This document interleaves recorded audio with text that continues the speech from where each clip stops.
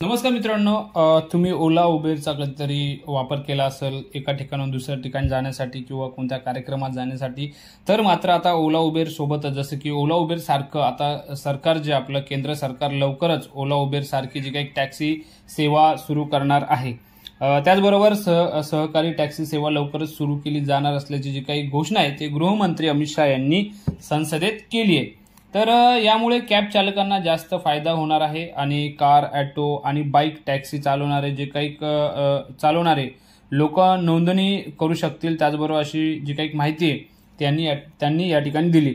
यातून मिळणारा संपूर्ण जो काही नफा आहे तो थेट ड्रायव्हरला जाईल आणि त्याच्याकडनं कोणतेही प्रकारचे कमिशन या ठिकाणी घेतले जाणार नाही. अमित शहा हे सहकार मंत्रालय देखील सांभाळतात आणि या संबंधित एका प्रश्नाच्या उत्तरात त्यांनी संसदेत ही माहिती दिली.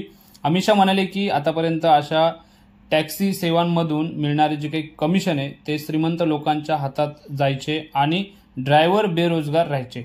आता हे जे ते या ठिकाणी होणार नाही आणि एक सहकारी क्रांती या ठिकाणी सुरू होईल असं या ठिकाणी सांगितलं. त्याचबरोबर अमित शहा म्हणाले की सहकारातून समृद्धीचा जो काही नारा आहे हा केवळ एक नारा नाही तर आम्ही तो प्रत्यक्षात अंमलात आणला आहे.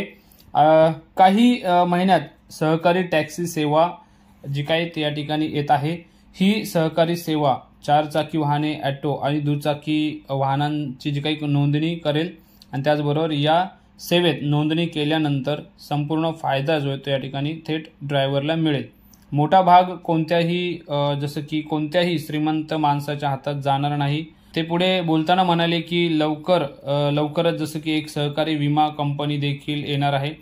लवकरच ही देशातील सर्वात मोठी विमा कंपनी बनेल.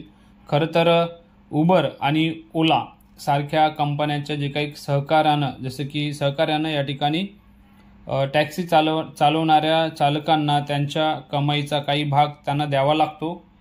सबस्क्रिप्शन फी या ठिकाणी लागते आणि ड्रायव्हर्सना या ठिकाणी प्रत्येक राईडवर कंपनीला एक निश्चित कमिशन या ठिकाणी द्यावं लागतं.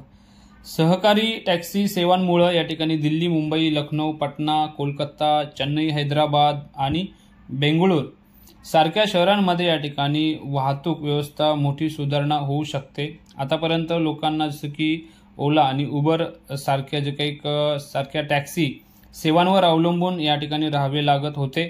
सुरुवातीच्या टप्प्यात या टॅक्सी सेवांमुळे चालकांना खूप फायदा झाला, परंतु आता कंपनी त्यांचे जे काही कमिशन वाढवले आहे. अशा परिस्थितीत टॅक्सी सेवेतून होणाऱ्या नफ्यात चालकांना वाटा लक्षणीयरित्या कमी झाला आहे.